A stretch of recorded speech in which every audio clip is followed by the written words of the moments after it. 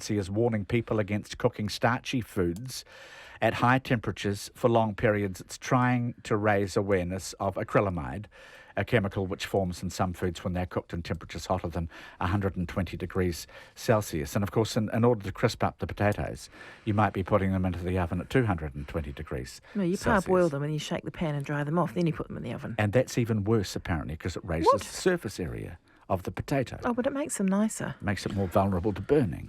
I did read some Swedish research around bowel cancer, and that was that fried potatoes, red meat and dessert, once you've had bowel cancer, increases the chance of it coming back by about 25%. And you know what those Swedes are like with their research, and that was some time ago before I'd heard about the explanation around the crisping. I'd never heard the after bowel cancer argument. No, so I didn't mean to snort at your research. Having been a sufferer, I sort of took it on board, and no evidence that red meat contributes to bowel cancer, but according to this Swedish study, 25% increased chance of it coming back if you kept eating red meat afterwards. So, again... Wow, that's quite a high number, isn't it? Yeah, it is. Well, we'll subtract the red meat today and we'll concentrate on the spuds. And the Medical Director of the Cancer Society, Dr. Chris Jackson, is kindly joining us. Hello, Chris. Hi there. Based on tests on mice, Chris, how much can we take out of this, do you reckon? Well, Jim, I think Kiwis are worried about their cancer risk, and that's understandable given that 1 in 3 Kiwis is affected by cancer at some stage in their life. I think that it's incredibly difficult to isolate single dietary components and make broad recommendations on that basis. The evidence around acrylamide, fluffy potatoes and starchy foods and so on comes from a number of sources, including cohort studies. There was a big study called the European Prospective Investigation of Cancer Study, which looked at a range of dietary measures, and they did find some associations with acrylamide and cancer risk. But the problem was it varied according to geographical region, to alcohol intake, according to ethnicity and a number of other factors. So it's always quite a complicated story. The problem with this always is that the risk from individual single dietary components is actually smaller than the main causes of cancer, which, as we all know, are smoking, obesity, alcohol inactivity, and sun exposure. And if we over-focus on single dietary elements instead of focusing on the major causes of cancer, then we're going to get ourselves distracted. Okay, so there has been pushback, hasn't there, on media and on social media, Chris, about this, because it's quite specific that we should guard against the fluffing, as you say, or the roughing up of potatoes before roasting them, because that increases the surface area and maximises the brown crispiness. So all this is kind of, we're getting ahead of ourselves here in terms of this kind of advice before the proof. Well, I think if you ask me, would I rather have Kiwis stop eating their roast spuds or have all Kiwis stop smoking, then the answer is very clear. I mean, the risk for cancer is clearly related to smoking, alcohol intake, obesity, and they are the major things that we need to be focusing on. They're the things that every Kiwi can do every day in order to help reduce their risk of cancer. And individual single dietary elements, I think, is putting the cart before the horse, really. And we just need to step back and focus on what we can all do. Like many Kiwis, we've got New Year's resolutions. Let's see if we can lose a little bit of weight. Let's see if we can cut our drinking back, and let's see for those 1 in 8 of us who are still smoking, can we get that down a wee bit further? That's what's going to help us reduce our cancer risk. Great advice. Dr. Chris Jackson from the Cancer Society. Greg O'Connor, nice to have you on the first panel of the year. Thank you for coming on. Thank you for having me. And Alan Reid, you too. Come back soon, both of you. Pleasure. And Checkpoint following with John Campbell.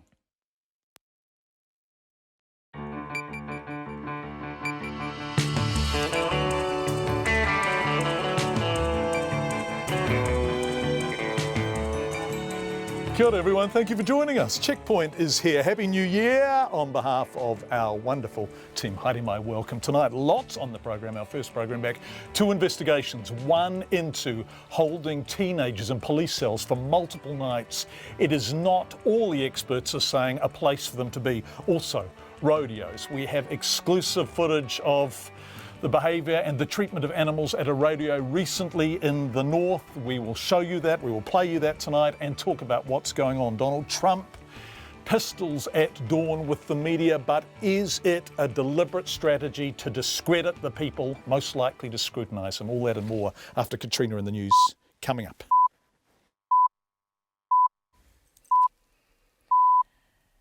RNZ News at 5. Kia ora, good evening. Ko Katrina Batanaho.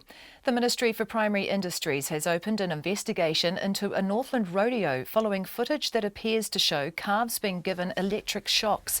Electric prodders are only allowed to be used on adult cattle. Filmed at the Mid-Northern Rodeo this month by an animal welfare activist, other footage shows a calf violently somersaulting during a roping tournament and a horse being held down by 6 men, including one man pulling its mane. The Rodeo Cowboys Association President Marty Deans denies any electric prodders were used on calves at the rodeo. The SPCA and animal welfare group SAFE continue to call for rodeos to be banned in New Zealand. Checkpoint has the full story shortly. A Nelson lawyer and youth advocate says the number of youth offenders spending the night in police cells is a long-term problem that hasn't been properly addressed. Figures acquired by RNZ News show young offenders spent at least 24 hours in police cells on 151 occasions from June 2015 to 2016, an increase of nearly 200% on the previous year. Teenagers between 14 and 16 years old can be remanded in police custody if Child, Youth and Family can't provide a bed for them at a youth justice residence, but it's meant to be a last resort option. Nelson lawyer John Campbell says the practice has no place in a first world country. It may be financial issues, it may be something else that we're not aware of, but it's ludicrous because this problem has been going on for many, many years. I've dealt with another case in December where a youth was in the Nelson police station for about 4 days. We're meant to be a first world country, and to have kids put in police stations for that length of time is appalling. Lawyer John Campbell. The Prime Minister, Bill English, has praised the Ratana Church for its respectfulness and hospitality compared with the reception his predecessors have received at Waitangi. Mr English and a delegation of his ministers and MPs were welcomed onto the marae at Ratana today as the church began its annual celebrations marking its founder's birthday. Our political reporter May Heron is at Ratana Pa. Bill English will not be attending the dawn service at Waitangi this year or visiting Te Marae and will instead spend the day at events in Auckland. He was invited to Ratana today, a day early, as tomorrow's events at the Pa clash with the first cabinet meeting of the year. Mr English says Ratana demonstrated the best of tikanga today, which is what he would like to see more of.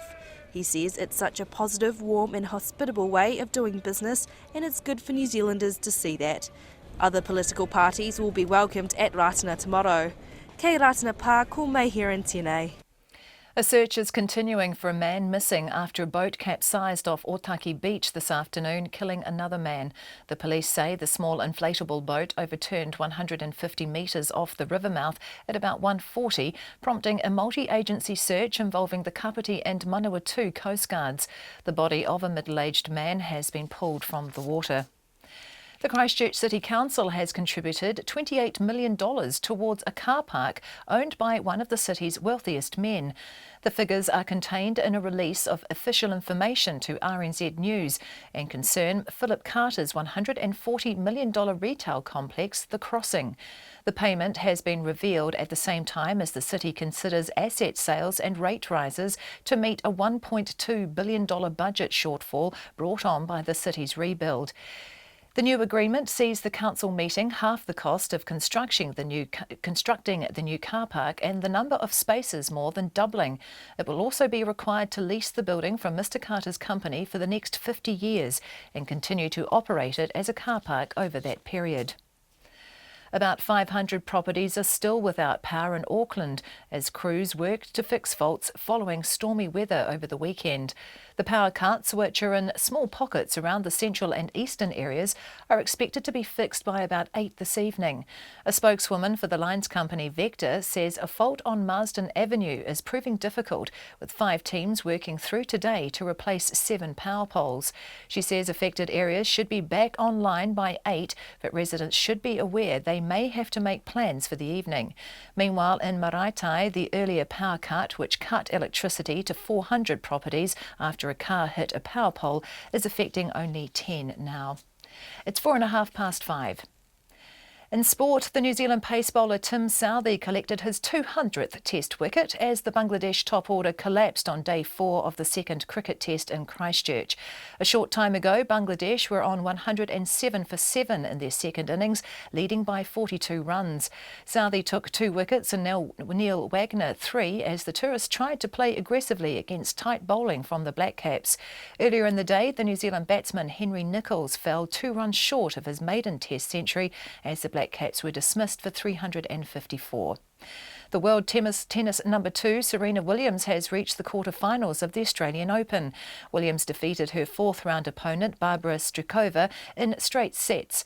This evening, the 2009 men's champion Rafael Nadal takes on the French 6th seed Gael Monfils for a place in the quarter-finals.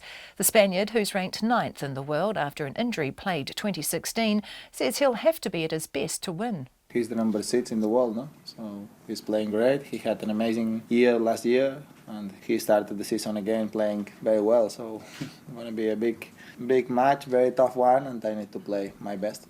Rafael Nadal. The New Zealand Women's Rugby League team have named 5 debutants in their squad of 16 to defend their Trans-Tasman Nines title at the Auckland Nines next month. And the English Premier League champions Leicester are just 5 points above the relegation zone following their 3-0 defeat by Southampton. That's the news. The Talk. As you know, I have a running war with the media. They are among the most dishonest human beings on earth. The Walk. It's sort of like the women of the world were sitting on a powder keg and Donald Trump lit the match, and it was sort of like enough is enough. And the road ahead. This is not someone who is adopting any of the niceties or the conventions of the presidency, and he's living in a post-truth environment. A new era in American politics. Guyan Espiner and Susie Ferguson, Morning Report, weekdays from 6. Then on 9 to noon, Fonterra is the biggest, but there are more than 150 other cooperatives and mutuals in New Zealand.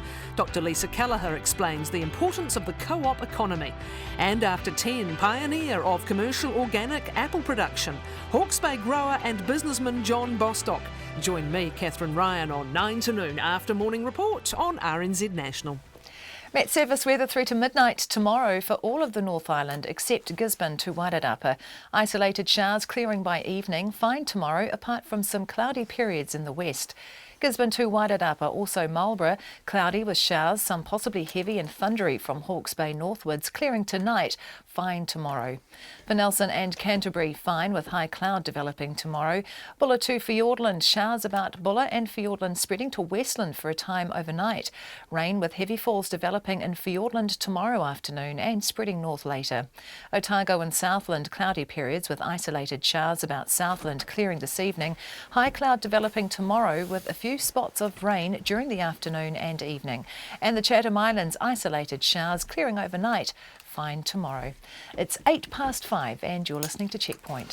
Thank you so much, Katrina. Welcome everyone to the first of 233 programmes for 2017. We're delighted to have you with us. Also tonight, another first. We are live on Facebook. You can actually watch us on Facebook. Tonight, teenagers held in police cells for multiple nights. Calls for it to be stopped and fast. Donald Trump rages against the media. It is a deliberate strategy to discredit the people most likely to hold him to account. And Ratana, Melbourne, and the march in New York. All of that and much more before 6:30 tonight. But we begin with a call for the government to ban rodeos after footage released exclusively to Checkpoint seems to show electric prodders being used on a calf, a horse being held down by 6 men and animals in what look like distress. If this sounds familiar, the government responded to similar concerns in 2014, and a new code of welfare was introduced to tighten rules around the treatment of all animals in rodeos. Critics say it's made little or no difference to those animals. And a 60,000 signature petition calling for the practice to be banned full stop was rejected. So, what happens under a rodeo under the current law? The footage we've obtained gives some indication. You can watch now live online on Freeview Channel 50 or, as I said, on Facebook. We've provided it to the Ministry of Primary Industries. The head of Animal Welfare Compliance for them is Chris Rodwell. He'll join us in a moment. But first, Zach Fleming investigates. And we begin with a description of what the footage is showing. The rider has gone down, obviously on top of the bull, and the bull is absolutely panicking, as we're going to see here. multiple handlers are getting involved trying to help the rider off, and this animal is just getting, the distress the animal must feel. He's crawling out of there on his hands, on his knees. Anti-Rodeo Action's Lynn Charlton filmed the Mid-Northern Rodeo event just outside Whangarei over 2 days in early January. In one of the most shocking clips, during a calf roping tournament, Miss Charlton captures the moment a calf is violently somersaulted, its neck sharply jolted backwards to the point where the back of its head nearly touches its back. There were quite a few scenes in Mid-Northern where I thought animal is going to be dead. Because of the way that they fell or the way that they lay. Her footage also shows electric prodders being used on calves, something that is explicitly forbidden in the Rodeo Code of Welfare. A horse is also seen being held down by 6 men, one of them pulling its mane. This is like gang assault. There are multiple men holding down a struggling victim who is trying to get away from them. They're doing all sorts of things to clamp down, force and hold down struggling, violent animals who are trying to get away from them, because they are not, as you can see, they are not the willing athletes that clubs claim. After a long struggle, the horse cowers. Yeah, just terrified, just gone to ground. What else can you do when you've expressed all your terror, and there's nothing else the horse can do? Miss Charlton wants rodeos banned in New Zealand, as do most animal welfare organisations. A 60,000 signature petition asking for a ban was delivered to the government last year, but was rejected.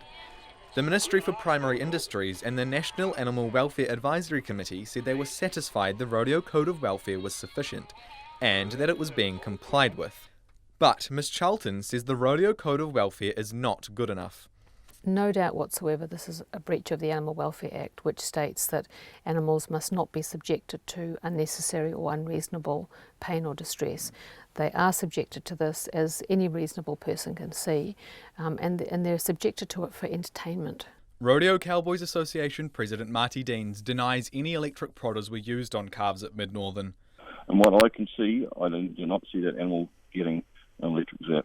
So he just had an electric prodder in his hand, moved his hand with the electric prodder in it near the calf, but didn't actually use it, as far as you're concerned? As far as I'm concerned, he didn't. He says he has no concerns about animal welfare at rodeos. I discourage people from going into wasteless arguments with people who think rodeo is negative. They don't like it. They're allowed their opinion. Everyone's allowed their opinion on anything else. But as far as I'm concerned, I've got no problem with what is carried out to run a rodeo and how a rodeo is run. With the vast disconnect between the differing views, animal rights groups are hoping public pressure will eventually force the government's hand. Checkpoint showed 25 people in Auckland's CBD Miss Charlton's footage. All of them said it isn't acceptable, and all but 2 were supportive of a ban on rodeos. No, that's wrong. They are in distress. You can see it. They're struggling. No, it's just nuts. It should be banned. I've always felt that. Yeah. No, that's just cruelty. So, yeah, the animal's in pain. It's not happy. Yeah. They say that these animals aren't under distress. Yeah. I'll tie someone by their leg and pull them around, right? Yeah, so much distress we cause them. Yeah, no, it's not good. It's not a good way to treat animals. It's not humane. So how does it make you feel watching this? Oh, just yuck. It's just gross, man. It's not nice. Look at it. Mandy Carter isn't surprised. You don't have to be an animal behaviour expert to know that these animals are going to be in great distress, and it's not right. If we wouldn't do it to a cat or dog, why should we do it to farmed animals? With their petition rejected by the government, SAFE is asking people to boycott businesses sponsoring rodeos. House of Travel last year forced one of its regional stores to stop sponsoring a rodeo, citing ethical concerns. So if there's any question over a particular type of activity that we have a sponsorship arrangement with, be it at a national level or a local store level, that's something we'll look at really closely. And in this case, we looked at rodeo and we made the decision that didn't fit within our values. Checkpoint asked current sponsors of the Mid-Northern Rodeo if they thought rodeo fit within their values. LJ Hooker General Manager Keith Niederer said the company had more important things to worry about. Cowley's Hire, which has been sponsoring the Mid-Northern Rodeo for more than 30 years, said it had no concerns about the way animals are treated at rodeos. Marty Deans says he doesn't believe rodeos will ever be banned in New Zealand. There are 15 events left this season. For Checkpoint, Zach Fleming. Well, the head of animal welfare compliance for the Ministry of Primary Industries, MPI, is Chris Rodwell. We provided him with the footage earlier today. I asked him what he made of it. Obviously, it's footage that we'll look at very, very closely. It's currently, or will be, the subject of investigation. So, as you can appreciate, John, we'll need to review it and then look appropriately at if any codes have been non-complied with. Right, we can talk about that immediately, can't we? Because one of the codes says no prodding of calves.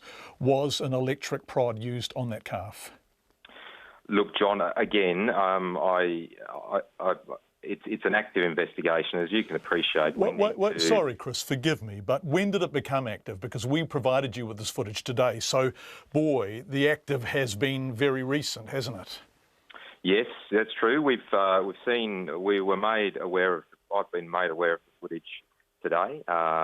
So in what way is it active, or is it just convenient for it to be active? With all due respect, so you don't have to answer my questions. No, it's become active today. So we will investigate as is appropriate. Look, John, I just want to make the point that as most of your listeners would be aware, rodeos are a legal activity with an appropriate code of welfare, and we take all investigations or all complaints, and that includes footage, very seriously.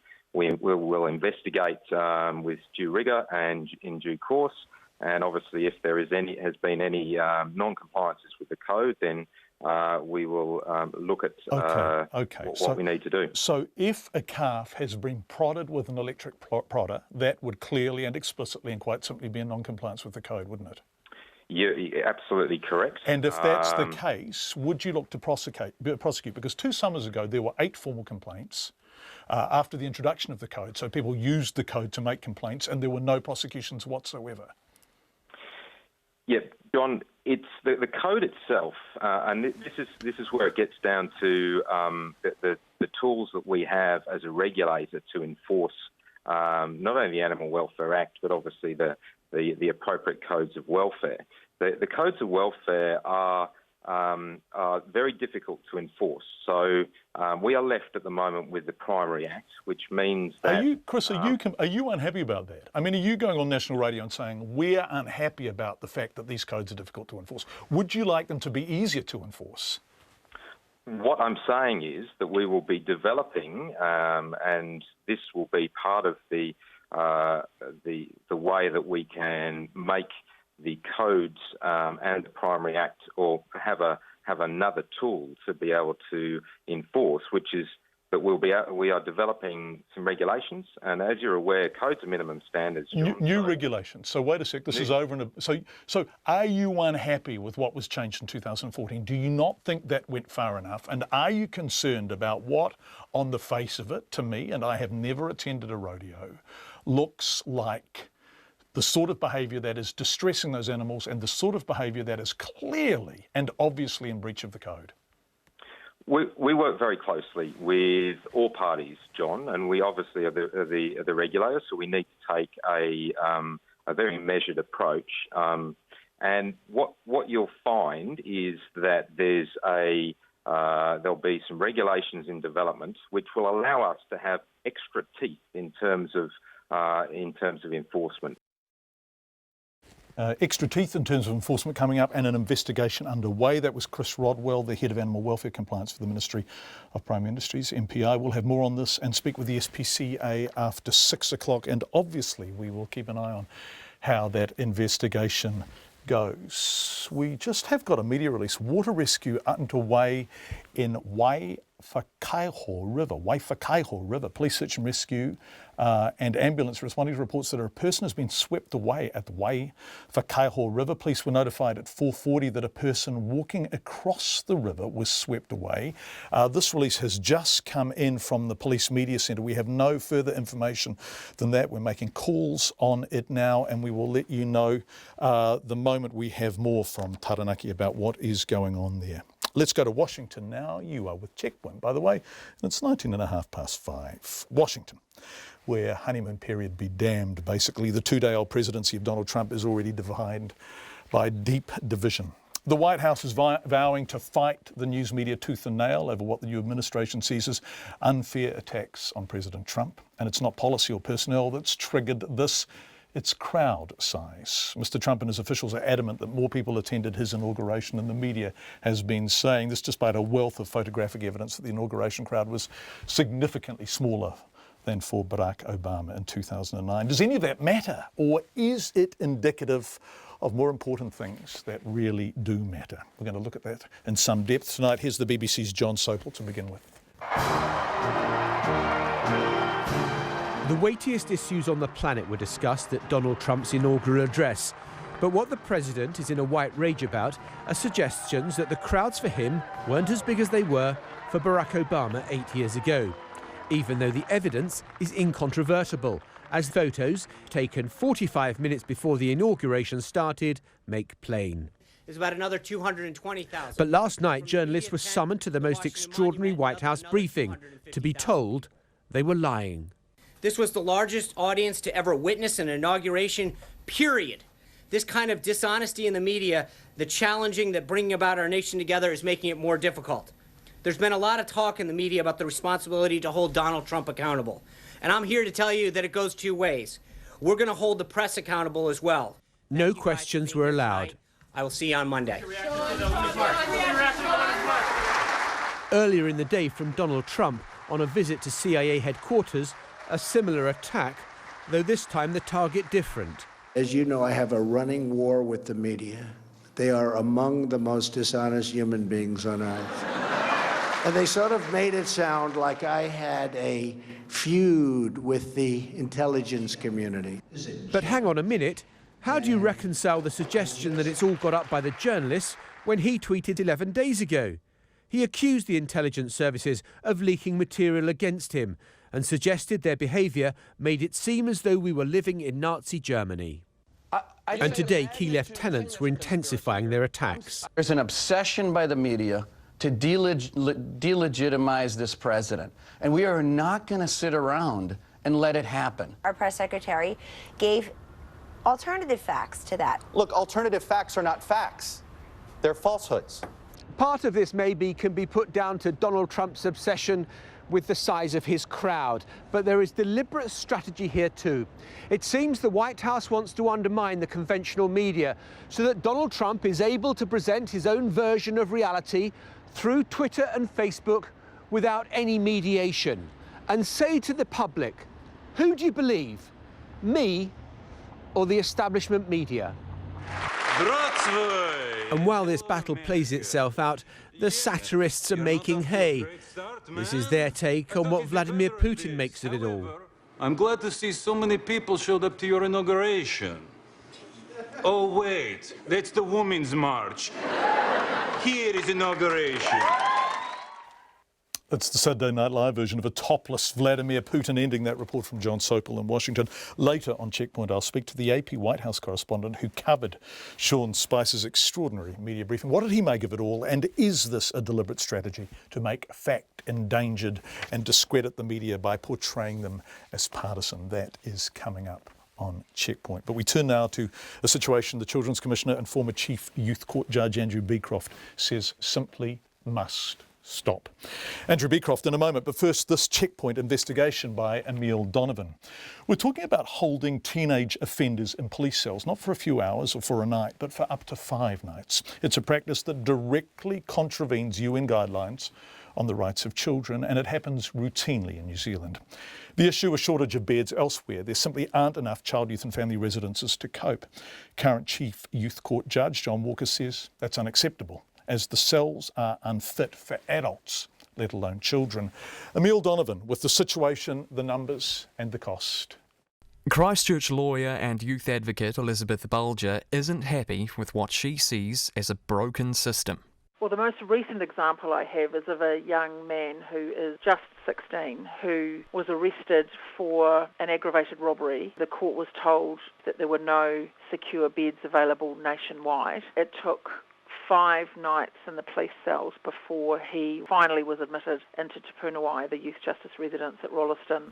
When a youth offender is arrested or convicted of a crime, and police oppose bail, and there's no place for them to go, they are remanded into SIF custody.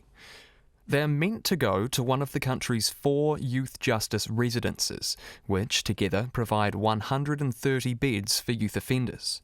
But when there are no beds available, the last-ditch option is for SIF to remand the youth into police custody. In 2015, that happened just 51 times, a huge drop from 2012 when the number was more than 200. But in 2016, that number tripled to 151, raising questions as to why and how that was allowed to happen.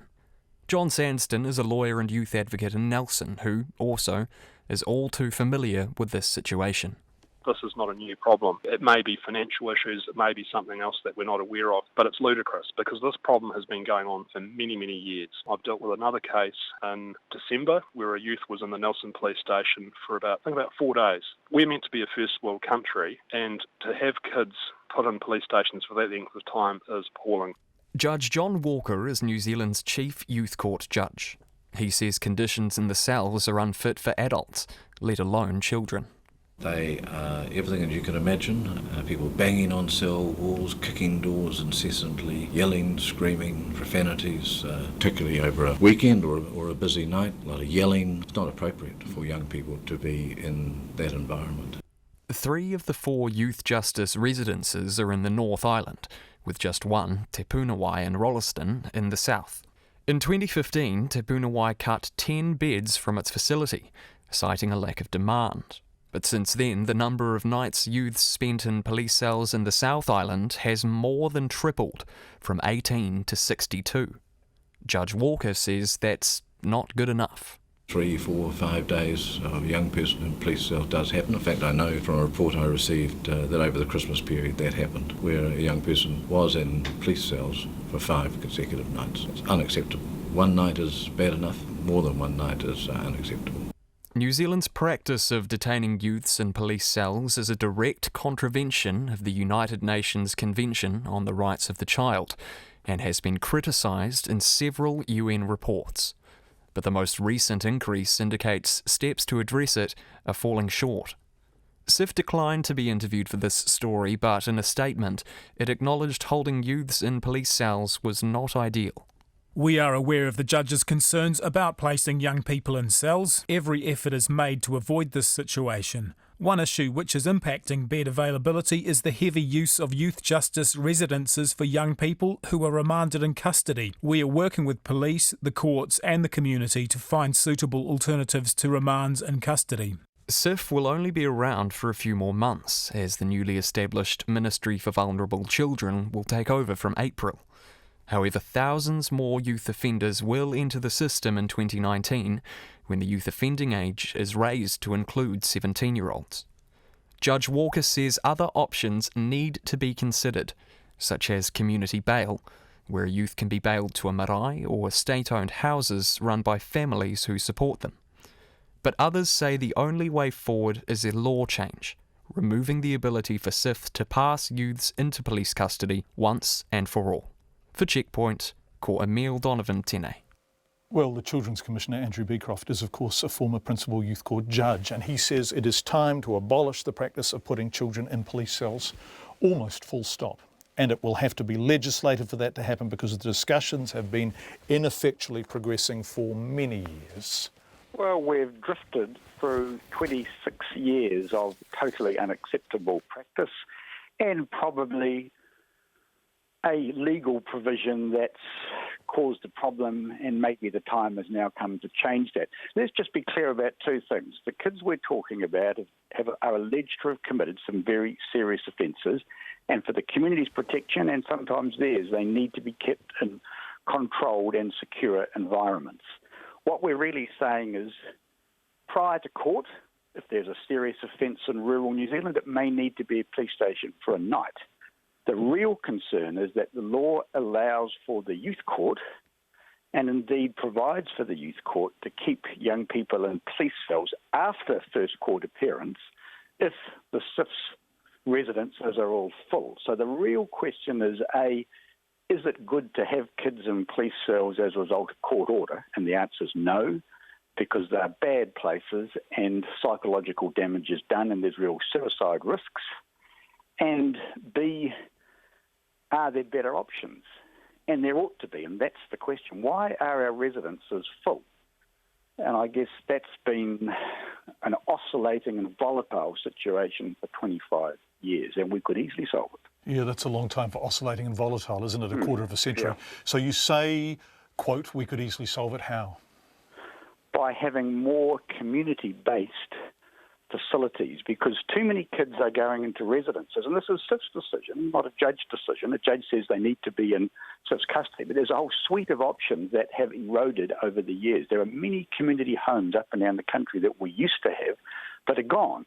So now all roads lead to, effectively, we call it a youth justice residence, there are 4 of them, but they're prisons.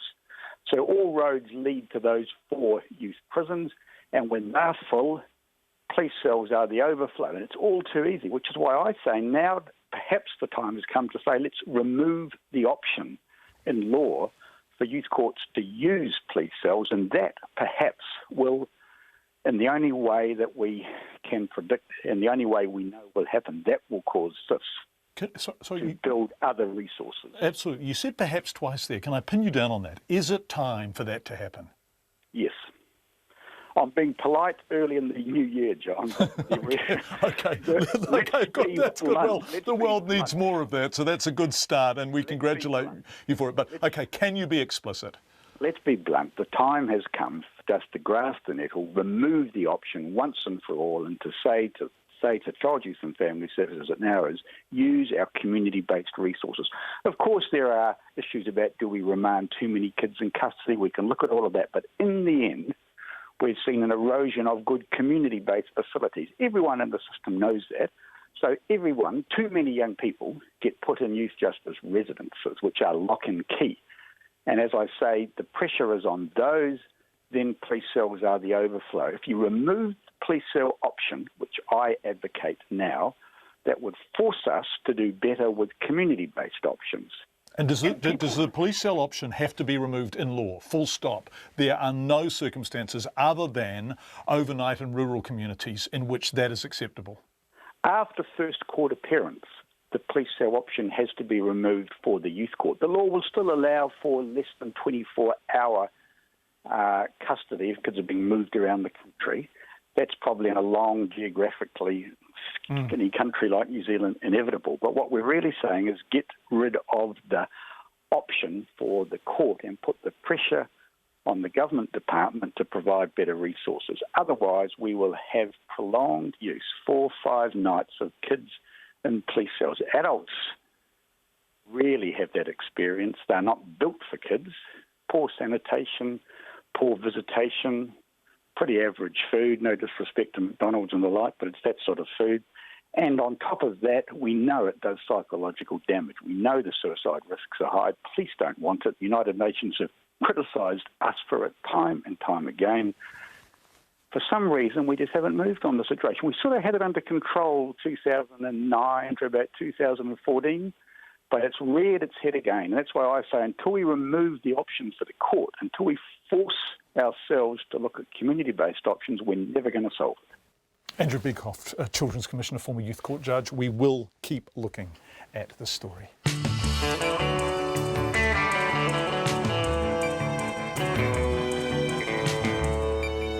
Coming up, more on Trump, more on rodeos. We're in Ratana and we cross to Melbourne as the city prepares for a vigil for the victim of Friday's terrible car rampage, of course. If you're listening or watching us on Facebook, YouTube or Freeview Channel 50, we would love to hear from you. You can text us on 2101, you can tweet us at Checkpoint RNZ, Facebook us. We've been going to air on Facebook, Checkpoint with John Campbell, or email checkpoint@radionz.co.nz. Nona is on my right, Katrina is on my left, and we begin with Katrina in the headlines.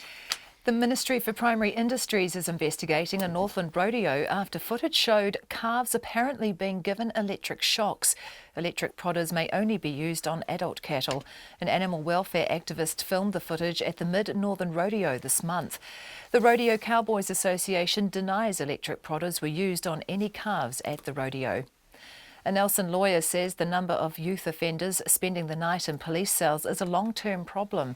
Figures acquired by RNZ News show the numbers of young offenders spending 24 hours in police cells increased by nearly 200% in 2016. Teenagers aged between 14 and 16 can be remanded in police custody as a last resort if a bed can't be found for them at a youth justice residence. Nelson lawyer John Campbell says the practice has no place in a first world country. The Prime Minister has praised the Ratana Church for its respectfulness compared with the reception his predecessors have had at Waitangi.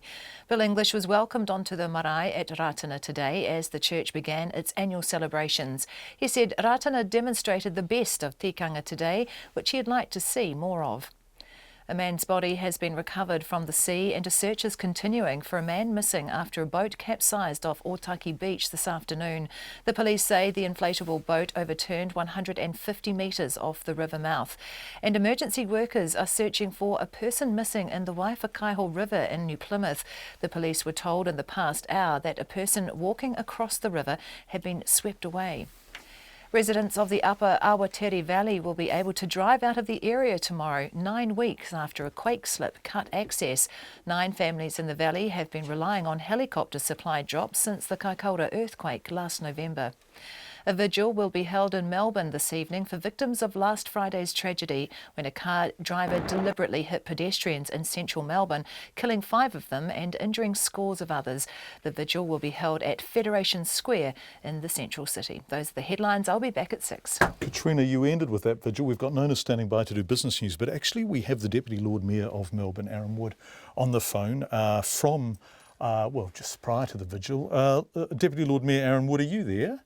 I am. Well, welcome to the program. I'm sorry it's in these circumstances, and we're coming to you rather sooner than we'd both planned, but just because Katrina was mentioning it, it's nice to talk about it immediately. What is happening at the vigil this evening? So this evening, we're really trying to provide an opportunity for what is an understandable outpouring of grief, and Melbourne's really still in mourning. It seems amazing that the city has returned to what seems like normal life with people going to work and the city once again buzzing, but there is just that grief from last Friday's incident, which has touched so many people. So tonight will really be about another opportunity for the community to come together. We're expecting a very large crowd, and this is just another avenue, including things like the condolence book, the fund for families who have been impacted, the Burke Street Fund. This is another chance to come together. It's extraordinary, isn't it? Because everything about life is an act of faith, really. And one of the acts of faith in all our cities, everywhere where people live, is that nobody's going to do this. And there are 5 people dead and 30 people injured as a result of something that seems absolutely and utterly meaningless. And I guess people there are trying to make sense of it, but is there sense to be made of it? You make the point that people just have to go on, right? Yeah, look, and I think you make a really strong point. This happened right out the front of Town Hall. So the Lord Mayor was actually giving a press conference on another issue as the car turned right up Swanston Street, which is a very busy thoroughfare, a pedestrian thoroughfare right in the heart of Melbourne. I was actually in a meeting in my office which overlooks Swanston Street as the car started to accelerate down a heavily pedestrianised area and then turned straight into the Burke Street Mall. So to see something like this happen right in the heart of the city, as you've said, is just unfathomable. And I guess what we've got to do now is try and help people in the immediate aftermath, and the emergency services, I take my hats off to them. The hospital staff have just been amazing. As you said, there are people still in hospital. There are 2 remaining in a critical condition. But it's important things, and community vigils and condolence books and floral tributes may seem like small things, but often, they're the only things that we've got when things like this happen to a city. Yeah, and so many New Zealanders know Melbourne, as of course you know. It's a rite of passage to go to those great Australian cities. How many people are you expecting to see tonight? Look, I don't know, but I'm expecting a really big crowd. I think this, with so many people, 35 people treated in hospital, as you've said, 5 people passing away, absolutely sadly, one of those a 3-month-old baby boy. So this has touched a lot of people directly. There will be a wide range of families that have been impacted by this, but the number of people who actually witnessed this happen, seeing the city come into shutdown, I think that there is a real need for our city to come together and look at what's good in community and just to be with each other and as you've said, perhaps not try and make sense of it, but just support each other through this terrible time. Aaron Wood, who is the Deputy Lord Mayor of Melbourne, thank you for joining us, Aaron, and our condolences and best wishes to you there in Melbourne. It's coming up to 20 to 6, and let's turn to business news now. Nona, who's been sitting there very quietly beside me during all of that. First of all, Happy New Year, Nona Peltier. And Happy New Year to you and to all our listeners. Yeah.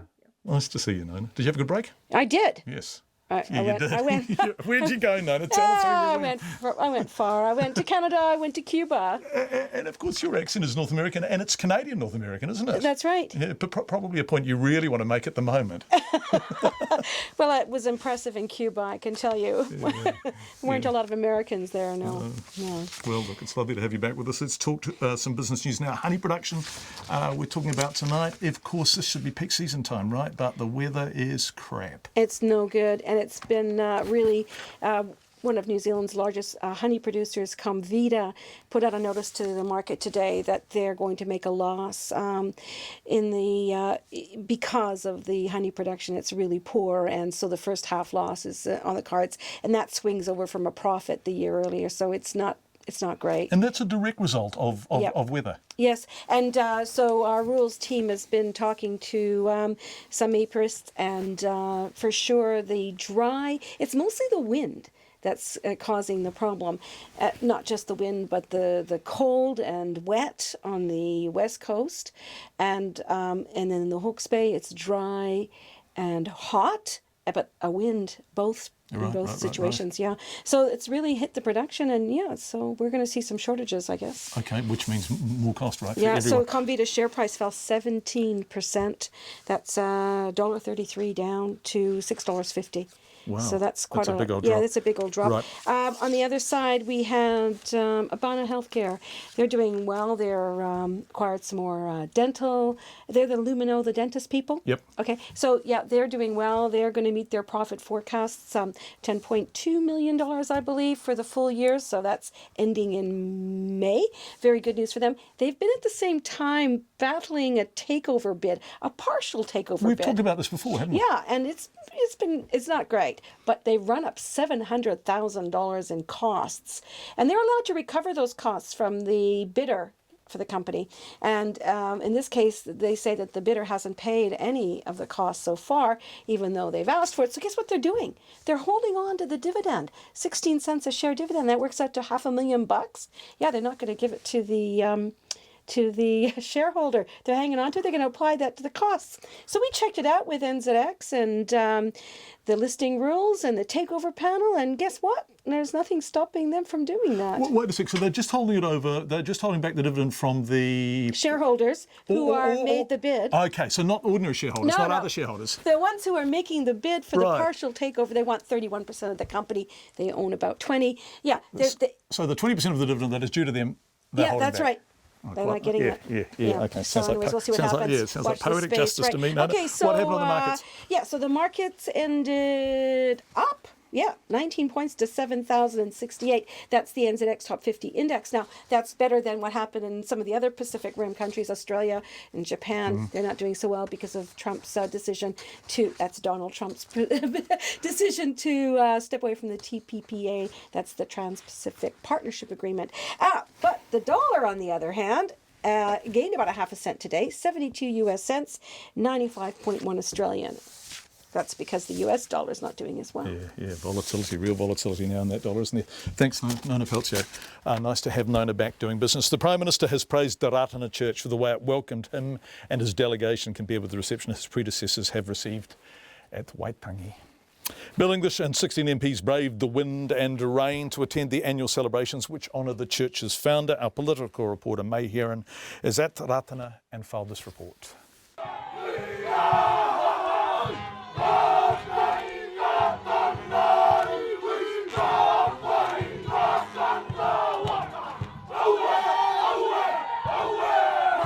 This was Bill English's first time at Ratana as Prime Minister.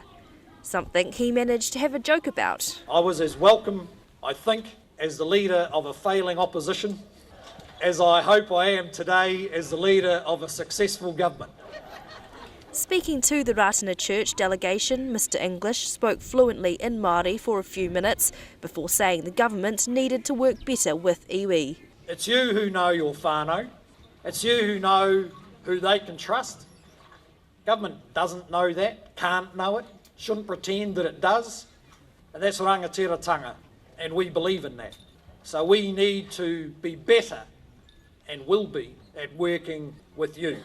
The spokesperson for the church, Piri Rurafe, says despite reports to the contrary, they invited the Prime Minister to come when they heard he couldn't attend due to a clash with the first cabinet meeting of the year. And I'll tell you why.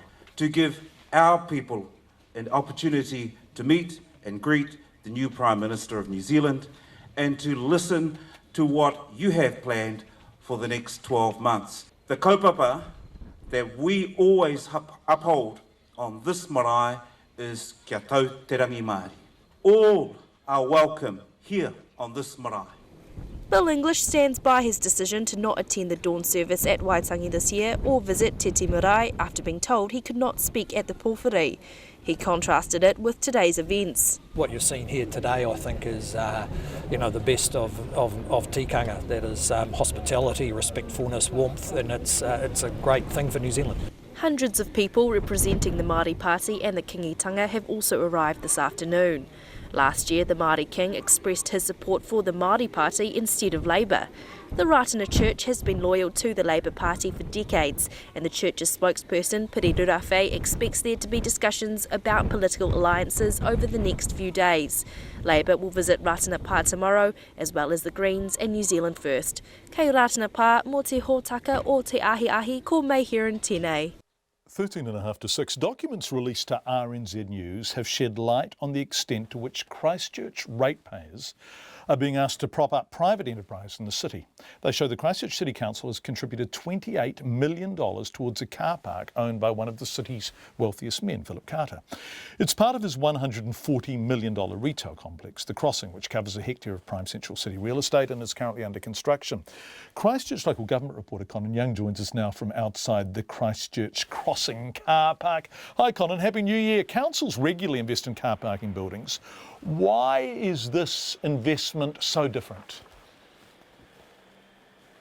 Well, look, as part of this deal, the council has sold the land that this car parking building sits on to the Carter Group, to Philip Carter, and they're going to lease the land back from him and provide this car parking here for people in Christchurch over the next 50 years. Also, the number of spaces available is going to increase from 220 before the quakes to over 500 post-quake in this building you can see behind me. Also, as part of the deal, the council is going to contribute about half of what it costs to build this car parking building, that $28 million that you mentioned in the lead up to this story. And so, as part of this deal, Mr. Carter gets a 500 plus car parking building.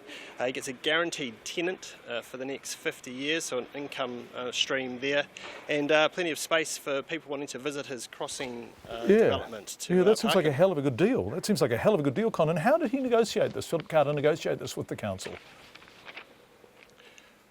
Well, look, in a statement that the Carter Group released today, it talked about the council being obligated to really go through with this deal. It talked about the fact that the council had signed a deal that predated the quakes, goes back to 1998, to provide car parking from this space. And it talked about the legal exposure that the council faced if it didn't go ahead with this deal. So, clear implication there that there was some legal action on the horizon if the council didn't go ahead with this deal. And so, it talks about, so a number of reasons. It also says that, look, this provides this car park provided the certainty that businesses looking to invest in the CBD needed to really get them to come back in here. Okay, boys, so a statement from Philip Carter. What is the council saying? Well, the council is sort of reiterating that it was obliged to go ahead with this deal.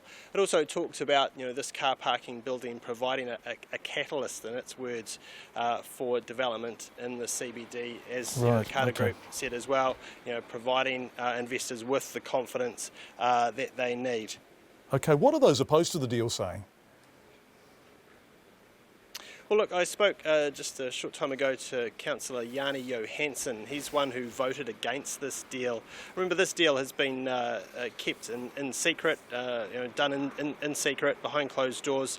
So this is the first time we're seeing a lot of these details, and we haven't also had an understanding of who is and isn't for this deal. Jani Johansson, one of those opposed, he said, look, at a time when car parking space in the new Christchurch CBD is at a premium, when it's the on-street parking has been reduced, car parking buildings have all of a sudden become a really valuable asset and not one that councils should be divesting themselves of. He says also, given the amount of money at stake here, $28 million worth of ratepayers' money, this was something that should not have been done in secret, and that ratepayers should have been informed of this before the money was handed over in this way. Conan Young live from the scene, so to speak. Thanks, Conan. We are really interested in this, why it's been so difficult to get any information on it, why the deal looks so good for Philip Carter, what has been going on, and we will keep digging away at this. It's coming up to 9 to 6. You're with Checkpoint on RNZ. Well, for many it's been the summer that really hasn't been so far. A freak snowfall at Cardrona, big snow. Gales that caused havoc in Wellington, and a wild storm that toppled trees and cut power to thousands of people in Auckland. Flooding hit the small Southland town of Waikaia, leaving residents today struggling to get in and out after a weekend of severe weather. Tom Furley has the story. German traveller Leah has been touring the country for more than a month. But it hasn't been a trip jammed with the classic summer barbecues and beach days. She's found New Zealand much colder than she expected. I just brought very light clothing and stuff, so my first step was into a Salvation Army, get my really big merino wool sweater and stuff, and proper shoes and a jeans, so yeah, it sucks. Her hitchhiking efforts through the South Island were hindered by heavy rain and slips before she arrived in Auckland to meet friends. We are actually wanting to go camping, but we'll see. We might have to, switch over to hostels and proper accommodation, so it'll, cost us a fortune. Will be much more cheaper to go camping or something, so we'll see. Down south, around 15 roads across the Clutha and Southland districts were still closed this morning, and the small town of Waikaia was virtually cut off by a swollen river after the weekend storm. Cardrona Alpine Resort experienced a freak snowfall with at least 30 centimetres of snow covering the mountain. One Dunedin hostel reported being flat out with an influx of people who would otherwise be doing trails and hikes.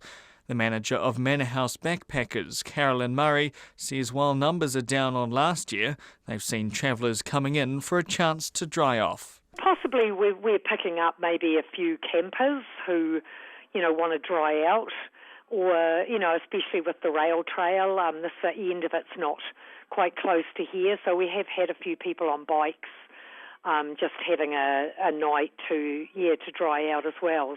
A Niwa meteorologist, Ben Knoll, says the South Island in particular has been cold, with preliminary temperature statistics showing Invercargill and Dunedin are tracking for a near-record cool January. The capital is 1 degree below average so far this month and has been windier than usual. However, Mr Knoll notes in the North Island, cities like Hastings and Whangarei look set to post record or near-record temperatures this summer. So it depends where you are. You've had plenty of summer weather here, Northland, Auckland at times, and then Gisborne and Hawke's Bay. But if you're in the south, specifically Otago, Southland, the West Coast, maybe it's felt more like spring than middle of summer. Ben Knoll says southwesterly winds from competing pressure systems over the country and cooler than average ocean temperatures in New Zealand and above average temperatures near Australia are providing a fertile breeding ground for storms. The Met Service has warned another active front is expected to hit the country tomorrow night, preceded by a strong northerly flow which will bring heavy rain to the west of the South Island and gales to much of southern and central New Zealand. For Checkpoint, Tom Furley. Yes, there has been lots of rain, hasn't there? Wellington came perilously close, though, to losing its water supply over the weekend. That's led business leaders to call for the fast-tracking of projects to strengthen the city's network. Contractors struggled to repair a damaged valve just off the main supply, which was believed to have been caused by that November earthquake. Our local government reporter Michael Kropp has more on this. Just one water pipe feeds central and eastern Wellington. It's a recognised vulnerability, with residents urged to store at least 7 days of water. But the Wellington Chamber of Commerce's chief executive John Milford says that's no good for businesses. The buildings weren't built to have water storage capacity within them. So the reality is businesses can have their own personal water supplies for people, but how do you operate when you can't flush toilets? How do you operate sprinklers, these sorts of things? I don't think that's practical. Mr Milford says it highlights the need for new reservoirs and alternative pipelines. There are two main proposals currently on the table: a new 35 million litre reservoir at Prince of Wales Park and a new water pipe. But those projects are at least 3 years away. Mr Milford says local leaders alongside central government can hurry that up by declaring their support. We are at risk. We need a more resilient city. We have to come up with a solution to find the money to make the city resilient. And as I say, I believe that will be a partnership between local government and central government to ensure that that happens. In 2015, the Greater Wellington Regional Council stated its support for a $92 million cross-harbour pipe that could supply the capital in an emergency. But Wellington Water thinks it's found an even better option: to drill water bores under the harbour, just north of the Miramar Peninsula, tapping into the Waifetu aquifer. Its acting chief executive, Mark Kinvig, says exploratory bores will be drilled within the next 6 months. We believe the aquifer extends that far based on the investigations that we've done, but the only way that we'll really know is to undertake the exploratory bores, understand whether we've got the right quality of water at that end of the aquifer, and also ensure that we've got the right quantity as well for the network. Mr Kinvig says if the bores under the harbour are viable, it would be a cheaper and more resilient alternative to a cross-harbour pipeline. But with detailed design work yet to be completed, neither the bores or the reservoir at Prince of Wales Park will feed into the city until 2020 at the earliest. In Wellington for Checkpoint, call Michael Kropp there now.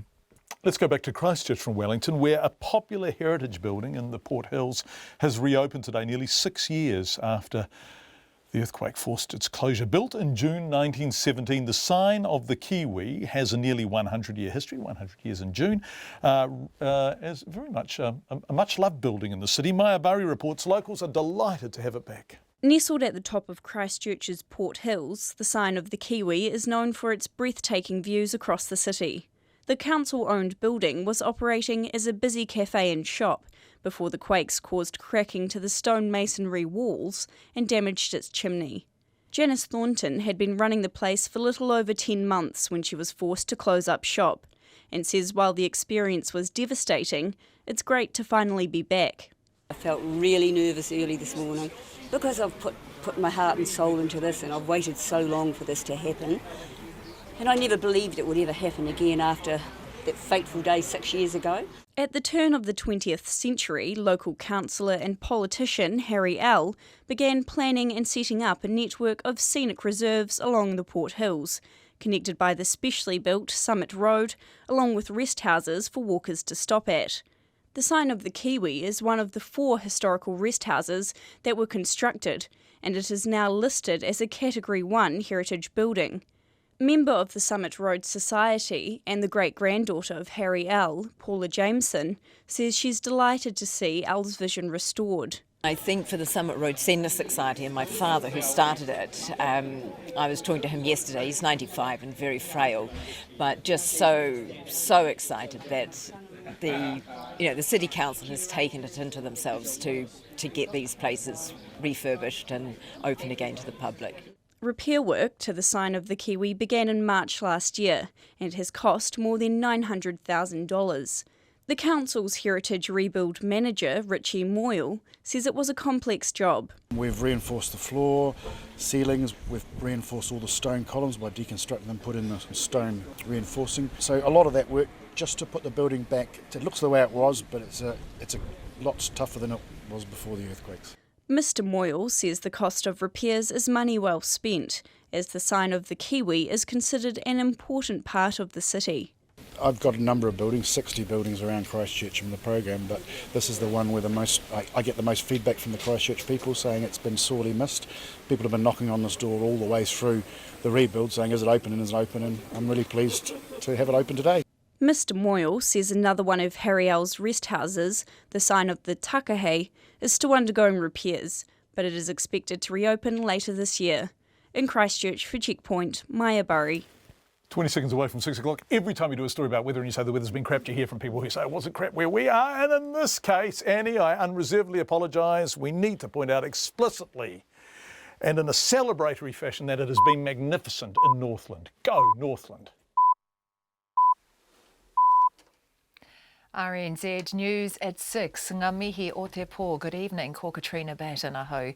The animal welfare group SAFE is calling on people to boycott rodeos following the release of footage appearing to show calves being given electric shocks. The Ministry for Primary Industries has opened an investigation into the Mid-Northern Rodeo in Northland. The footage, filmed by an animal welfare activist, also shows a calf violently somersaulting during a roping tournament and a horse being held down by 6 men.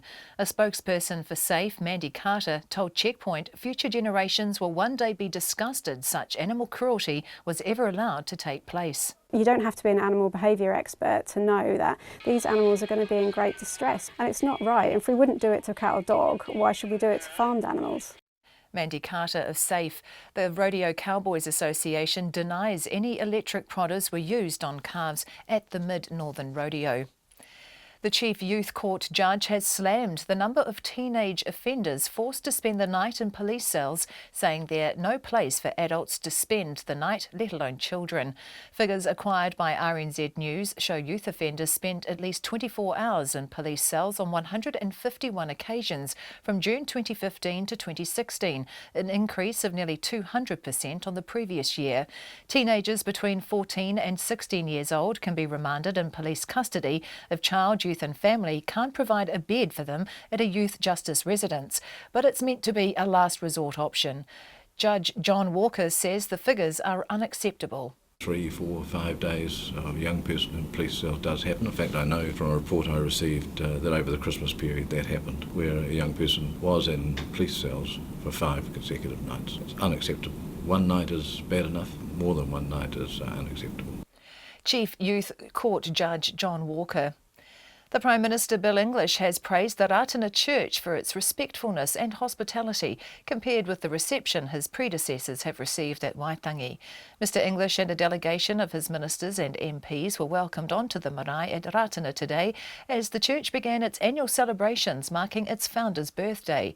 Mr English will not be attending the dawn service at Waitangi this year or visiting Te Ti Marae and will instead spend the day at events in Auckland. He says Ratana demonstrates the best of tikanga today, which he would like to see more of. As you've seen here today, the best of tikanga is good for New Zealand. It's good for New Zealanders to see it, and it's such a positive, warm and hospitable way of doing business. Bill English. The government's attempts to keep a Trans-Pacific partnership alive have been described as a political own goal and a commercial disaster if it went through. A law professor at Auckland University, Jane Kelsey, says moves by the government to proceed with the TPP, despite the US's imminent withdrawal, smacks of desperation. Without the US, Professor Kelsey says the already questionable economic benefits would be wiped out, and it would be a political miscalculation to try to sell the controversial deal to the public in an election year. They're trying to resurrect something. I think it would be a political own goal in an election year for Bill English to proceed with it, but it doesn't make any sense commercially, even less sense than the original deal did anyway. Jane Kelsey says American corporations would be delighted if the TPP was revived because they'd get the benefit of contentious changes on rules surrounding next-generation drug patents and foreign investment. A night court is to be set up in Victoria to hear bail requests in response to Friday's tragedy in central Melbourne. A man drove his car on the footpath in Burke Street, killing 5 people, including a baby in a pram, and injuring scores more. The man had been granted bail against the wishes of police 5 days earlier. The Premier, Daniel Andrews, says a new night court will be set up for magistrates to hear requests when the police oppose bail. The search is continuing on the Kapiti coast for a man missing after a boat capsized off Otaki Beach this afternoon. The body of another man, who the police says was middle-aged, was pulled from the water after a small inflatable boat overturned 150 metres off the river mouth. Heavy rain has caused extensive flooding in French Polynesia, forcing many residents to evacuate, cutting off power to thousands of homes and closing Tahiti's international airport. The French Polynesia High Commission says 3 people have been injured, 1 seriously, and more than 100 homes have been destroyed. Major roads have been damaged by landslides. An Air France flight had to be diverted to the Cook Islands because the runway was flooded and international flights were cancelled. The flights are most severe on the islands of Tahiti and Morea. It's 6:05. In sport, Bangladesh have been dismissed in their second innings on day 4 of the second cricket test against New Zealand in Christchurch. The tourists were all out for 173 with a lead of 108. Tim Southey, Trent Boult and Neil Wagner took 3 wickets each. The tourists' demise presents the Black Caps with the opportunity to quickly win the match and sweep the test series 2-0. The world tennis number 2, Serena Williams, says she's impressed by the form of her next opponent at the Australian Open, Joanna Konta. Williams and the Briton, Konta, will meet in the quarter-finals after both women enjoyed straight sets victories in the 4th round. I watch her game a lot. She's been doing really, really well. She has a very attacking game. I know her game pretty well, and I look forward to it. Like I said on the court, I have absolutely nothing to lose in this tournament, and everything here is a bonus for me. Obviously, I'm here to win. Hopefully, I can play better. I can only go better. Serena Williams. The New Zealand shot putter Dame Valerie Adams says she's in no rush to find a new coach.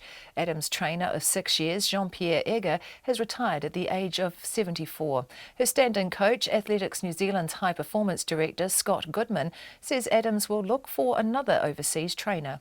If there's a good base overseas where she can work in with a coach, then that's what we'll do. And we're giving ourselves a little bit of time just to see how things unfold in the next 2 to 3 months.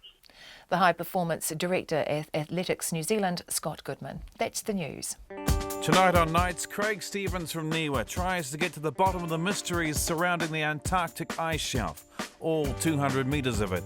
We have a window on the world of sesame, a project aimed at opening up scientific exchange between Israel and its Middle Eastern neighbours. And our botanist Beck Stanley discusses tomatoes. I wonder how her crop's doing. Find out on Nights of me, Brian Crump, from after the news at 7 on RNZ National. Met Service weather through to midnight tomorrow for all of the North Island except Gisborne to Wairarapa. Isolated showers clearing by evening. Fine tomorrow apart from some cloudy periods in the west. Gisborne to Wairarapa, also Marlborough, cloudy with showers, some possibly heavy and thundery from Hawke's Bay northwards, clearing tonight. Fine tomorrow. Nelson and Canterbury, fine with high cloud developing tomorrow. Bulla to Fiordland, showers about Bulla and Fiordland spreading to Westland for a time overnight. Rain with heavy falls developing in Fiordland tomorrow afternoon and spreading north later. Otago and Southland, cloudy periods with isolated showers about Southland, clearing this evening. High cloud developing tomorrow with a few spots of rain during the afternoon and evening. And the Chatham Islands, isolated showers clearing overnight, fine tomorrow. It's 6:08 and you're listening to Checkpoint. Thanks very much, Katrina. Coming up, more on Donald Trump and what is going on there. Also, our woman in the Women's March in New York. All of that and more before 6:30. But the Ministry for Primary Industries has launched an investigation after footage filmed at a rodeo and released exclusively to Checkpoint. We began the program with it tonight. Appears to show electric prodders being used on a calf, a horse being held down by 6 men, and animals in what looks like distress. The footage filmed by Anti-Rodeo Action's Lynn Charlton was shot at the Mid-Northern Rodeo event near Whangarei earlier this month and has animal welfare groups calling for the government to ban rodeos. MPI says the investigation, which they launched after obtaining our footage, will look at whether a new code of welfare introduced around the treatment of rodeo animals back in 2014 has been breached. The New Zealand Rodeo Cowboy Association maintains it complied with this code, but the SPCA isn't so sure. Dr. Anya Dale is the SPCA's Chief Scientific Officer and leads its Animal Welfare, Science and Education Department. The footage does have a number of elements that we found particularly concerning. However, we are aware that MPI are investigating, and that's the right organisation to do this investigation. So we can't comment too much in relation to the fact that it is an active investigation, but there is a lot in that footage that was of concern to us. Can you tell me then, when you looked at the footage, what was most concerning to you? Well, there were a number of elements, but I think it is important to note that the whole concept of rodeos as a form of entertainment within the New Zealand landscape is currently legal because there is a code of welfare that allows for those activities. However, as an organisation, we don't support rodeos. In fact, we do oppose them, particularly the parts of the rodeos, such as calf roping, where we consider to be the most significant welfare compromise that exists within the whole activity. And in that footage, we see a calf being roped around its rear legs, I think, and it does a flip, a 180 degree. In fact, it's further, and it seems to bend its neck back underneath its own body. Did you see that? Yes, we did, and obviously that is of concern. What that calf roping in itself is actually a legal activity, and so that looks like very, very poor calf roping technique, but it also is of concern. We would like as an organisation to have calf roping not permissible at all within the rodeo framework. In fact, we've gone so far as to go to the Primary Production Select Committee and say we would like to have rodeos banned. They're, in terms of the New Zealand landscape where they sit, they are for the purpose of entertainment, but you watch footage like you sent through today, it doesn't really seem like entertainment. It's a sport that, has history within America. It doesn't really have a purpose within the New Zealand landscape, and when I see footage like that, it makes me question the social licence to operate a rodeo in this day and age. That's Dr. Anya Dale, who's the SPCA's Chief Scientific Officer. If you want to see the footage, it is available on our website. Let's go to Washington now, with the time at 6:11 on Checkpoint. Key figures in Donald Trump's administration have become embroiled in, a war of words with the media. But is this deliberate? The new White House Chief of Staff is vowing a tooth and nail battle against the media, and another top Trump advisor has described falsehoods articulated by the president as alternative facts. The furious ongoing argument has overshadowed a swearing-in ceremony at the White House for senior members of Mr. Trump's incoming government team. Our Washington correspondent Simon Marks reports. At the White House on Sunday afternoon, President Trump made a serene attempt to suggest that all is well behind its walls. At a swearing-in ceremony for 30 of his top aides, he spoke glowingly of them and promised long nights of work ahead as the Trump administration starts grappling with the levers of government. You're very important because with you and all of the people in this room, we are going to do some great things over the next 8 years. But the rest of the weekend was brutal, with America's new president waging a scorched earth policy against news organizations and the reporters who cover him. It all started on Saturday during a visit to CIA headquarters in Langley, Virginia, where in front of a wall honoring slain CIA employees, It looked like 1.5 million people. He chose to talk about the size of the crowd at his Friday inauguration and insisted the media had underreported it. It looked like 1.5 million people. They showed a field where there were practically nobody standing there. His press secretary, Sean Spicer, went further, lecturing members of the press from the White House podium like a furious schoolteacher, and then lying about the size of the crowd that came to Washington to watch the president swearing in. Some members of the media were engaged in deliberately false reporting. This was the largest audience to ever witness an inauguration, period. That is pure fantasy. Pictures from Friday's event show large swathes of the National Mall empty. Other images show the President and Vice President waving to non-existent crowds as they paraded past largely empty reviewing stands. But in this White House, it is apparent that top Trump aides are ready to play fast and loose with facts. The president's top advisor, Kellyanne Conway, had this furious televised exchange with the host of NBC's Meet the Press, Chuck Todd. You're saying it's a falsehood, and they're giving, Sean Spicer, our press secretary, gave alternative facts to that. But the point remains. Wait a minute. Alternative facts? Alternative facts for the 5 facts he uttered. I don't think you can prove those numbers one way or the other. There's no way to really quantify crowds. We all know that. You can laugh at me all you want, but I'm very laughing. glad. I'm Look, just Chuck, befuddled. well, but you are, and I think it's actually symbolic of the way we're treated by the press. The idea that alternative facts even exist flies in the face of decades of media coverage of the White House. But these are going to be different times, and White House Chief of Staff Reince Priebus told Fox News that the president is going to battle the media tooth and nail. What it's about is honesty in the media. The media from day one has been talking about delegitimizing the election. The next few days will be busy at the White House, more staff arriving to take up their positions, calls to foreign leaders that have already included a conversation with Israeli Prime Minister Benjamin Netanyahu. The British Prime Minister Theresa May will be here for face-to-face talks with Donald Trump on Friday. Then the Mexican President Enrique Peña Nieto will be in Washington for a conversation that will no doubt touch on President Trump's proposed mass deportations of people living illegally in the US and the wall he wants to build along Mexico's southern border. But routine press coverage of all those meetings is now threatened by the rapidly fraying relationship between journalists who report facts and a White House that believes there can be more than one version of them. For Checkpoint, I'm Simon Marks in Washington. Well, Josh Lederman is White House correspondent for the Associated Press. He was covering that Sean Spicer briefing for AP. And what he, like many reporters, was struck by was that Donald Trump's press secretary came out swinging on day one.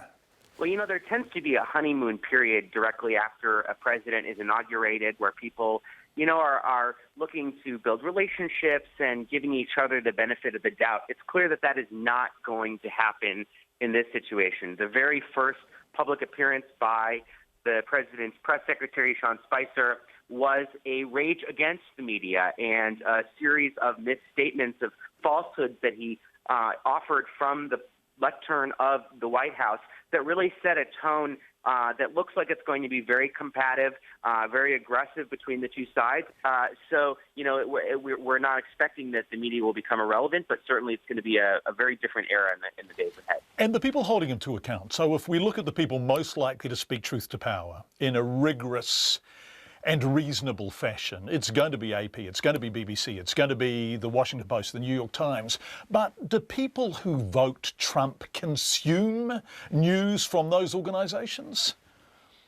Well, they do, in that it's difficult to miss news from those organizations. I mean, for instance, the Associated Press provides the basic reporting that a lot of other news organizations, including the major television and radio outlets, rely on. But the other factor here is that Trump, yes, his supporters are probably more likely to trust certain outlets than others, but Trump is now the president. He's the president of all Americans, and he's president over the tens of millions of Americans who did not vote for him and voted for other people and are expecting him to deliver for them and who he's promised to deliver for.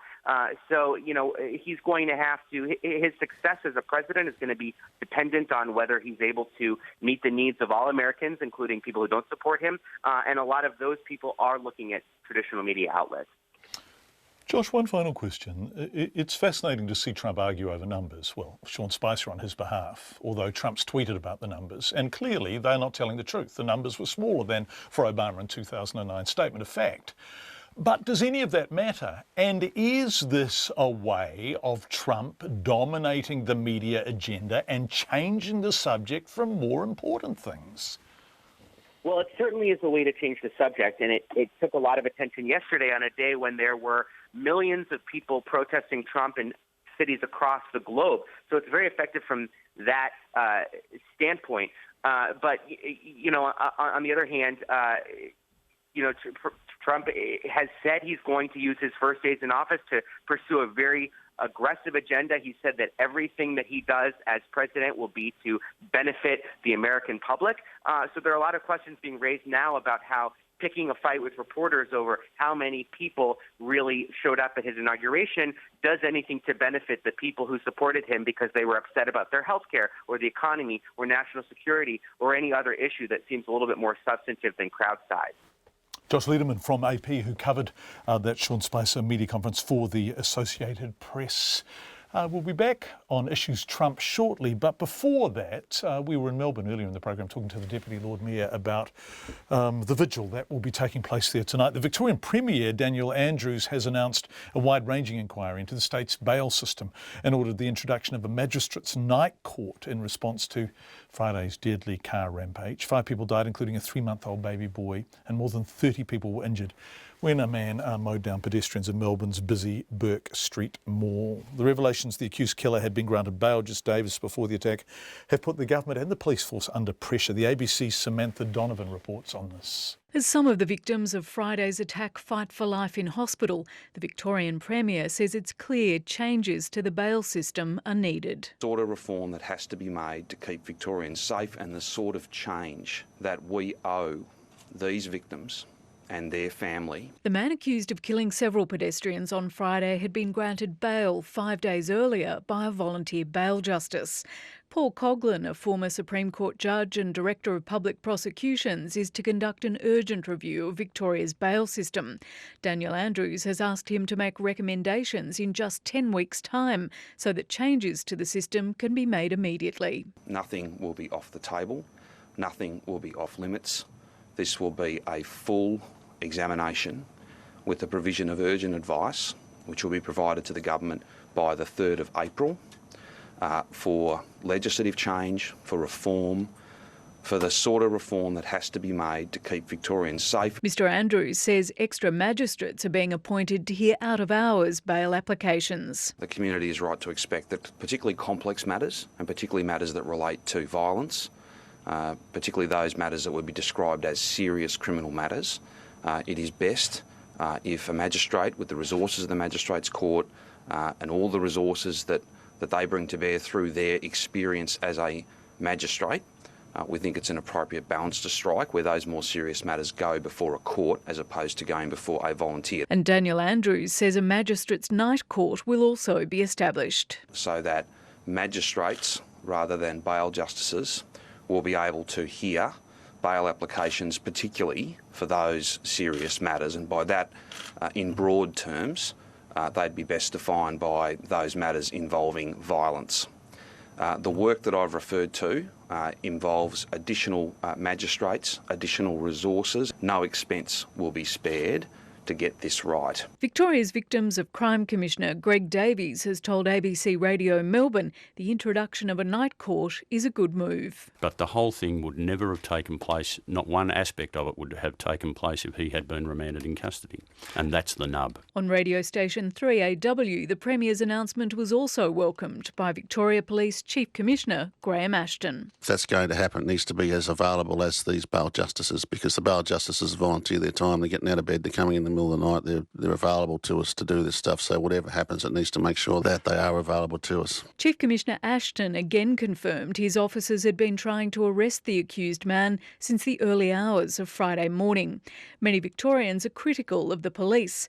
Talkback caller Jeff rang ABC Radio Melbourne. And when we really needed them, they weren't there, and I just feel really let down by the whole system. I just don't understand why they couldn't have done something about it. I really don't. When the guy's doing burnouts in the middle of the road in Flinders Street Station and you see the police just standing around watching, why they didn't go up and shoot out his tyres, or just they got guns, they got capsicum spray. The Secretary of the Victorian Police Association, Ron Iddles, says many officers are frustrated by the current pursuit procedure. I think sometimes Victoria Police has become risk adverse. Those who are on the street doing the job, sitting behind him in heavy traffic in Chapel Street, believing that they could have intercepted him safely, should have been able to do so. But the Chief Commissioner, Graham Ashton, isn't convinced Victoria Police needs to review its pursuit policy. Everything I'm seeing is pointing to police members just trying to make decisions on the run, split-second decisions, life and death decisions about trying to apprehend an offender. And, they're feeling it this morning. Along with the rest of the community, they'll be thinking, oh, gee, if I'd made a different decision. But I'm absolutely back them 100%. The Bourke Street car attack will be the subject of a coronial inquiry. That report from the ABC. Over the weekend throughout the world, including here in New Zealand, millions of people in total marched in what was first called the Women's March on Washington. It started as Washington, but it spread, of course, and in short, it was a response to Donald Trump and some of his language and behaviour during the presidential campaign and during the years before it, over women, ethnic minorities, religious groups, the LGBTQ communities, and so on. We saw and heard it all reported, but what was it like to be part of it in New York? Well, Jaleesa Grace Wood can tell us exactly that. The writer, reviewer and literary editor at Auckland University Press was marching in New York. So yesterday morning, our time, I phoned her right in the midst of it. I'm currently walking along 42nd Street and where it comes. Every few minutes we get a sort of Mexican wave of cheering from one end of the march to the other. The march stretched for blocks, cheering and chanting and Mexican waving. Estimates say more than 400,000 people in New York. Just past Grand Central Station, and we're crossing Madison Ave, and then we're going to head up Fifth Avenue towards Trump Tower.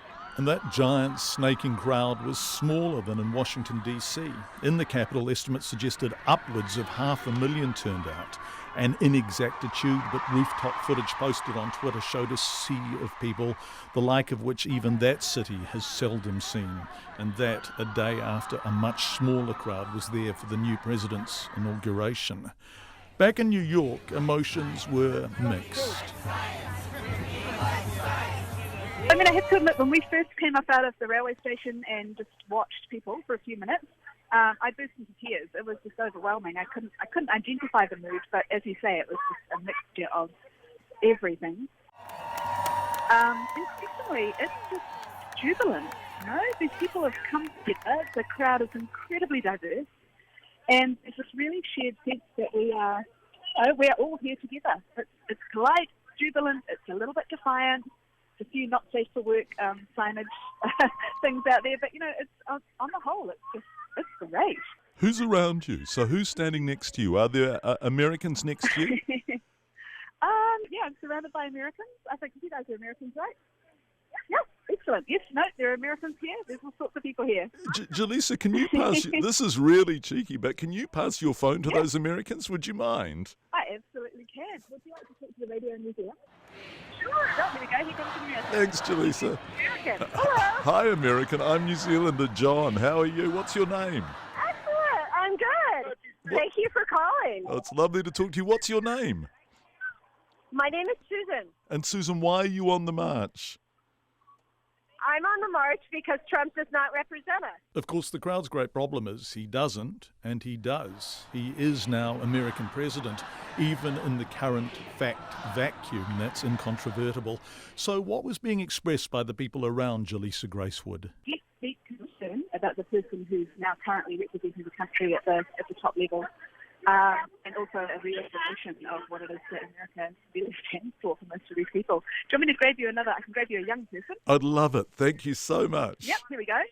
Would you like to talk to the radio in New Zealand? Would you like to talk to the radio in New Zealand? Yep. Hello? Hello, my name is John. I'm from Radio New Zealand, and we're recording you. What's your name? My name is Satine. I'm a burlesque performer from Australia. Oh, no, nice to talk to you, Australian. How are you? How are you going? Yeah, good. I'm good, thanks. Yeah, good. Why are you on the march? I actually live in New York now. And what is it that made you go today and walk along? What, you're on 42nd at the moment, are you? Why are you there? Oh, yeah, we're on 42nd. I'm here to protest fascism and hatred and bigotry and misogyny and xenophobia that this Cheeto face is all about, and we are against that. So I'm here to fuck Trump, and not in a literal sense. They're strong words, and in the first days of his presidency, Donald Trump has appeared to play to that split. If Americans are either for him or against him, those for him got him the job. America is deeply divided, not for the first time, and yesterday those opposed to Trump and what they think he stands for turned out in nearly unprecedented numbers.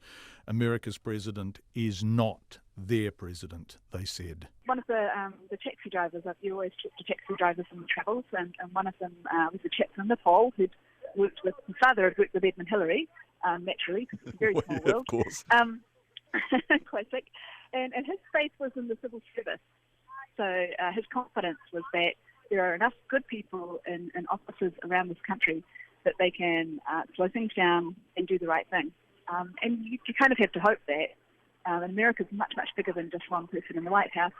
That said, he's in charge now at a certain level, and I think the uncertainty is what's causing the feeling of being terrified, to be honest. It's Jaleesa Gracewood who was talking as she wandered along 42nd in New York yesterday morning our time on that huge march in New York. Somewhere between 500,000 and 1 million people in Washington. Extraordinary turnout. We're back. Checkpoint is back for the year. Lots of people welcoming us back and saying how good it is to have us back. Thank you. It's great to have you with us. We will be back tomorrow night at 5, all things being as they should be. Until then, on behalf of our excellent team, ka kite anō and a very good evening indeed.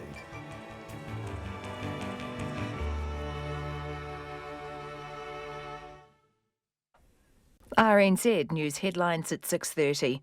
An animal welfare group is calling on people to boycott rodeos in response to film footage that appears to show calves being given electric shocks.